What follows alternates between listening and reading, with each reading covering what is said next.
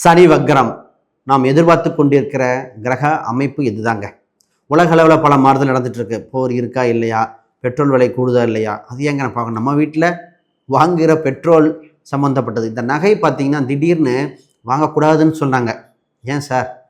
குரு உச்சம் பெற்று அதுக்கு திரிகோணத்தில் சனி பகவான். அப்போ நகை இருக்கா இல்லையா, நகை வருமா வராதா, நகை வாங்கலாமா, நகைச்சீட்டு போட்டாமே என்னாச்சு சார், நகையை அடகு வச்சுருக்கோம் அது மீட்க முடியுமா, இது மாதிரி அடிப்படை விஷயங்கள் இருக்கு இல்லையா. உலகம் எங்கே சென்று கொண்டிருக்கிறது, வருமானம் என்ன பண்ணுது. அப்போ சனியோட வக்கர அமைப்பில் 12 ராசிகள் பெனிஃபிட் அடைய போகிறீங்க. அதில் உங்கள் ராசியை முக்கியமாக பார்ப்போம். ஃபஸ்ட்டு விஷயங்க, இந்த அமைப்பில் என்ன நடக்க போகுதுன்னா, பொருளாதார ரீதியாக மிகப்பெரிய மாறுதல். கீழே விழுந்தவன் மேலே வரப்போகிறான், மேலே இருக்கிறவன் கவனமாக இருக்கணும், கீழே விழுக வாய்ப்பு இருக்குது.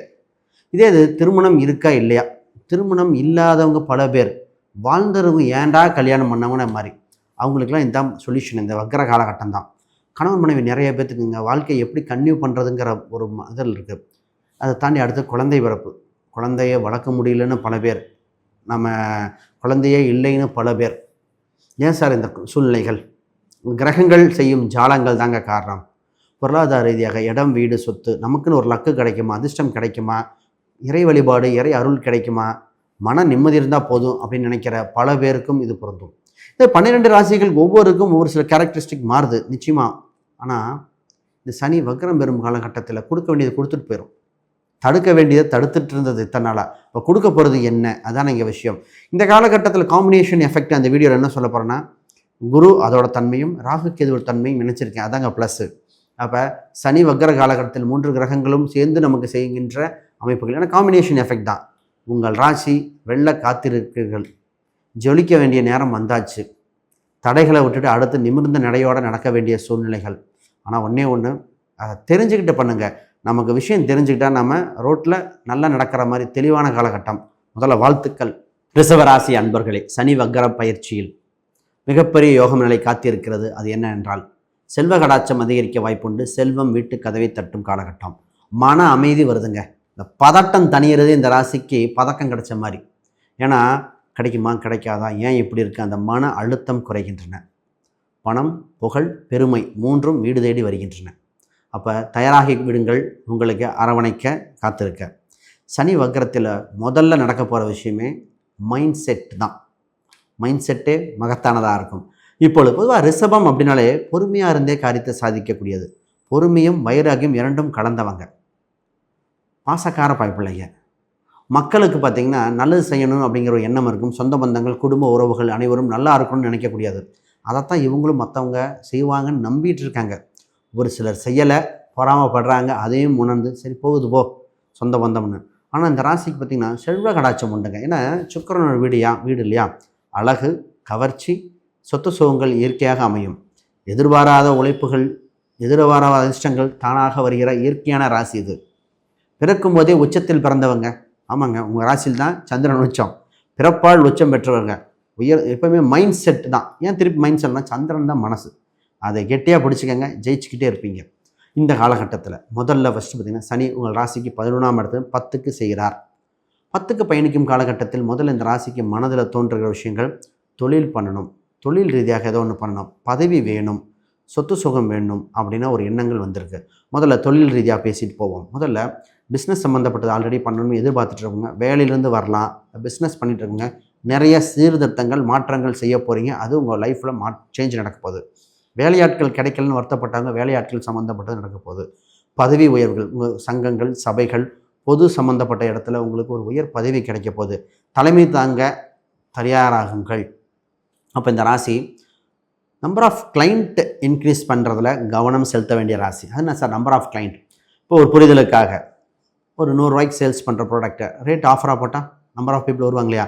இப்போ கூட்டத்தை சேர்க்குறதா உங்களுக்கு கொள்கையாக இருக்கணுமே தவிர, இந்த நேரத்தை இதை விட்டுட்டு பிராண்டிங், கூட்டம், இது 2 தான் உங்களுக்கு முக்கியம். இதை விட்டுட்டு நீங்கள் காம்படிட்டிவில் வின் பண்ண தயாராகலைன்னா மாட்டிக்குவீங்க. சூப்பராக பயன்படுத்திக்கங்க.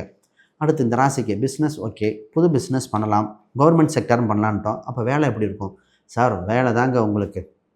அதாவது இந்த ராசி உங்கள் ராசி அதிபதி 6ஆம் அதிபதி நல்ல நல்ல ஸ்தானத்தில் பயணிச்சிட்ருக்கு. உங்களுக்கு பார்த்திங்கன்னா 10ல் சனி பகவான் இருந்து அதற்கு திரிகோணத்தில் 6ஆம் வீடு வரும் பொழுது காலகட்டத்தில் குரு 4ஆம் வீட்டுக்கு வேறு பயணிக்கிறார். இத்தனைனா பதவி யோகங்கள், உயர் பதவிகள், வேலையில் மாறுதல் உண்டு, ஒரு சேஞ்ச் நடக்க ஆரம்பித்தாச்சு. இடம் மாறலாமா, வெளிநாட்டு சம்மந்தப்பட்டது பார்க்கலாமா, இந்த கம்பெனி விட்டு வேறு கம்பெனி பார்க்கலாமா, இல்லை இதே கம்பெனியில் ப்ராஜெக்ட் மாறலாமா, டெசிக்னேஷன் மாறலாமா, ஆக ஒரு சேஞ்ச் இருக்குது. அந்த மாற்றம் ஏற்றுக்கொள்ளும் வகையாக இருக்கும். சம்பள உயர்வாக இருக்கும். இந்த நேரத்தில் மைண்டில் ஒன்றேன்னு வச்சுக்கணும், ஃபஸ்ட்டு ஜாப் செக்யூரிட்டி முக்கியம்.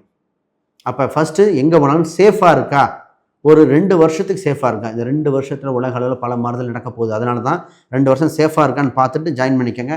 Golden time. நிச்சயமாக ஒரு பரிகாரம் இடையில சொல்கிறேன், அதை நிச்சயமாக பயன்படுத்த வேண்டியது. சார் இடம் வீடு சொத்து பார்க்கலாமா? இடம் வீடு சொத்து சம்மந்தப்பட்டது இந்த நேரத்தில் செகண்ட் ஹேண்டு சம்மந்தப்பட்டது எல்லாம் வண்டி வாகனம் எல்லாமே ஓகே. புதுசுனா கவனிக்கணும். ஆல்ரெடி இருக்குது சார் பூர்வீக ரீதியான சொத்துக்கள், அது ஓகே. பூர்வீகத்தில் பிரித்து கொடுக்குறாங்க, எங்களுக்கு சொத்து சோகங்கள் உண்டு, கிடைக்குமா, அதெல்லாம் பார்க்கலாம். இந்த பாகப்பிரிவினையெல்லாம் பண்ணுறோம், அதெல்லாம் பண்ண ரெடி. ஆனால் புது சொத்தை வாங்கி கட்டுவதற்கு ஜாதகம் பார்க்காம பண்ணக்கூடாது. நிறைய பேர்த்துக்கு இப்போ தான் வரும், சார் ஒரு இடம் வாங்குகிறோம். இப்போ பெங்களூரில் ஒரு தம்பி வந்து இடம் காட்டும்போது சொன்னேன், தம்பி உனக்கு இந்த அமைப்பே இல்லை அப்படின்னேன். இல்லைங்க ரேட்டு வருது, வாங்காதீங்க, உங்களுக்கு அமைப்பு இல்லை, கட்டுற யோகம் இல்லை, வாங்குகிற யோகம் தான் இருக்குன்னு. சரி விட்டாங்க. சரி ஏதோ சொல்லி விட்டார். அதுக்கப்புறம் தான் தெரிஞ்சது அந்த இடத்துல ஏதோ ஒரு குளம் இருந்ததா அதிகாரி அந்த கான்ட்ராக்ட் அத்தனையுமே ஜாயிண்ட் வெஞ்சரே ஸ்டாப் பண்ணிட்டாங்க. அட்வான்ஸ் கொடுத்துருந்தா கட்டுறதுக்கு அட்வான்ஸ் அவங்கள கோடிக்கணக்கில் கொடுப்பாங்க. அங்கெல்லாம் கேட்டது அதோட எஸ்டிமேஷனே 1.25 கோடி. ஆரம்பத்திலேயே பாதி பணம் இதை கொடுக்க அத்தனையும் இதாக இருக்கும். அப்போ அந்த மாதிரி இதாக இருக்குது. இப்போ சொத்து சோகங்கள் டாக்குமெண்ட் இதெல்லாம் கொஞ்சம் கவனமாக இருங்க.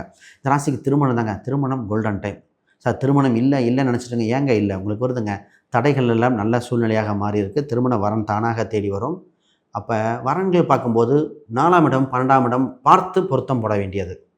இந்த ராகு கேது செவ்வாய் அது பத்தலையே, 10 பொருத்தம் 10வது பொருத்தமாக இருக்கே, கணவன் மனைவி சண்டை வரத்தான் செய்யும். அதற்காக 12ஆம் பாவம் அது சரி நிவர்த்தி ஸ்தானமாக வேலை செய்கின்றன. அப்போ அந்த வசியம் தேவைங்க. ஒரு ஜாதகம் ஆண் பெண் இருவருக்கும் வசியம் இருக்கும். அந்த வசியம் போட்டால் பார்த்து பண்ணால் நல்லாயிருக்கும். திருமண நாளே உங்களுக்கு தீர்வாக இருக்கும். இப்போ ஒரு சிலர் இப்போ வாழ்ந்துட்டு இருக்கிறவங்க, சார் எங்களுக்கு 2வது திருமணம் முதல் திருமணம் சரியாக அமையலை, 2வது திருமணம் அமையுமா, எப்போ அமையும், வருகின் எப்படி வரும், ஜாதக ரீதியாக பார்க்கும்போது தெளிவாக சொல்லும், எங்கேருந்து வரன் வரும் என்னன்னு சொல்லிடலாம். அதற்கு தயாராகி கொள்ளுங்கள். திருமணம் உறவுகள் உங்களுக்கு புது உறவுகள் வருகிற காலகட்டங்கள், புது உறவு பந்தங்கள் உண்டு. இந்த குழந்தைகள் ரீதியாக இந்த ராசி ஏங்கிட்டுருக்குன்னே சொல்லலாங்க. குழந்தை இருக்குமா, பிசிஓடின்ட்டாங்க, திடீர்னு பார்த்திங்கன்னா உயிரணுக்கள் பத்தலைங்கிறாங்க. சரி எல்லாமே டாக்டர் நல்லா இருக்குது, ஏங்க சார் குழந்தை வரல, இதுதான கேள்வியாக இருக்குது. வேண்டாத கடவுள் இல்லை, போகாத கோயில் இல்லை, இருந்தாலும் நேரங்காலம் எப்படி. பொதுவாக கோச்சாரமும் தசாபதியும் இரண்டும் ஒரு பாயிண்ட் சந்திக்கணும். அது காலகட்டம் பார்த்து சூஸ் பண்ணணும். இது பார்க்கும்போது கூட சொன்னேன், இந்த நேரத்தில் வேண்டாங்க சார், அடுத்த மந்தில் போகலாம், வேண்டாம் உங்களுக்கு தள்ளி போனுங்க. குறிப்பிட்ட தசாபுத்தியே மாறல, கோச்சாரமும் மாறல, ஒரு குறிப்பிட்ட அந்த தசை புத்தி எடுத்து ஒரு இன்சிடென்ட் கேட்குறேன், ஆமாம் அந்த பிரச்சனை நடந்தாங்க, அதே தசாபுத்தி நடக்கும்போது எப்படி நடக்கும், அப்படியே அதே புத்தி அதே பாவங்கள். அப்போ இது மாதிரி சூட்சமாக இருக்குது. குழந்தை ரீதியாக பாருங்கள், நிறைய பேர் வெளிநாட்டு சம்மந்தப்பட்டது பாருங்க. ஆக மொத்தம் நல்ல காலம் பிறந்திருக்கிறது இந்த ரிஷபராசிக்கு. நீங்கள் வழிபட வேண்டிய தெய்வம் என்ன சார், நான் ஒரு மாதிரி மதுரை மீனாட்சி அம்மன் அழைக்கிறதுனே சொல்லலாம். மதுரை மீனாட்சி போய் ஒரு முறை தரிசனம் பண்ணி பாருங்கள், வெற்றி உங்களுக்கு வளர்ந்து கொண்டே இருக்கும். அனைவருக்கும் வணக்கம், வாழ்த்துக்கள். அனைவருக்கும் வணக்கம். இத்தனை நேரம் பார்த்தீங்கன்னா நம்ம கோச்சார பலன்கள் பார்த்துட்டு இருந்தோம். கோச்சார பலன்களோட ஜாதக பலன் இன்க்ளூட் பண்ணிட்டீங்கன்னு வச்சுங்களேன், 100% இருக்கும். பொதுவாக யாருக்காவது ஜாதகம், பிரசன்னம், வாஸ்து, நியூமராலஜி, திருமண ரீதியான விஷயங்களுக்கு, குழந்தை பிறப்புக்கு உண்டான சொத்து சுகம் எப்போ அதிர்ஷ்டம் கதவு கட்டும், நிறைய டவுட் இருக்கும். அந்த டவுட்டுக்கு நிவர்த்தி பண்ணுறதுக்கு உண்டான காலகட்டம் வந்திருக்கு. அதுக்குண்டான வாய்ப்புனா ஸ்கேன் எதிரி அந்த எண்களுக்கு தொடர்பு கொள்ளுங்கள். நிச்சயமாக ஒரு வாழ்வில் திருப்பமுனை ஏற்படுத்த முடியும். அதோட முக்கியமாக நான் ஒரு புக் ஒன்று பப்ளிஷ் பண்ணியிருக்கேன், modern paths exploring Vedic astrology for today. இந்த புக் பார்த்திங்கன்னா ப்ராக்டிக்கலாக கேடுங்க. இன்றைய காலகட்டத்துக்கு தந்தாற்போல் அனைவருக்கும் ஜோதிடம், வீட்டுக்கு ஒரு ஜோதிடர் வரணும். ஜோதிடம் பார்த்திங்கன்னா மிகப்பெரிய ஒரு மைல்கல்லாக இருக்குது. இதை தெரிஞ்சுக்கிட்டவங்க வெற்றி பெற்றவங்களாக இருக்காங்க. அதாவது ஒரு பணக்காரங்க எப்பவுமே ஜோதிடர்கள் எப்பவுமே கூட வச்சுக்குவாங்க. இன்றைய அரசியல் சூழ்நிலையில் கூட ஜோதிடர் ஒருத்தர் துணையாக இருக்காங்க. எதுக்குன்னா ஜோதிடர்கள் ரொம்ப ரொம்ப முக்கியம். இதில் கிரகங்கள் அவ்வளோ அற்புதமாக இருக்குது. ஆன்லைன் அமேசான், ஃப்ளிப்கார்ட், கூகுள்லேயே இருக்குது, செக் பண்ணி பார்த்துக்கோங்க. பொதுவாக ஜாதகம் நமக்கு சாதக சூழ்நிலை எப்போ, நல்ல நேரம் எப்போ, சரியான சூழ்நிலைகள் தெரிஞ்சுக்கலாம், தவறான நேரமாக விலகி நின்றுக்கலாம். அப்போ இது மாதிரி தெரிந்து கொள்ள நல்லாயிருக்கு. நிச்சயமாக யாருக்கா ஜாதகம் பிரசன்னம் பார்த்து சேஃப்டி ஆகணும்னா ஸ்கின் எதிரி எண்களுக்கு கான்டாக்ட் பண்ணுங்கள். அனைவருக்கும் வணக்கம், வாழ்த்துக்கள்.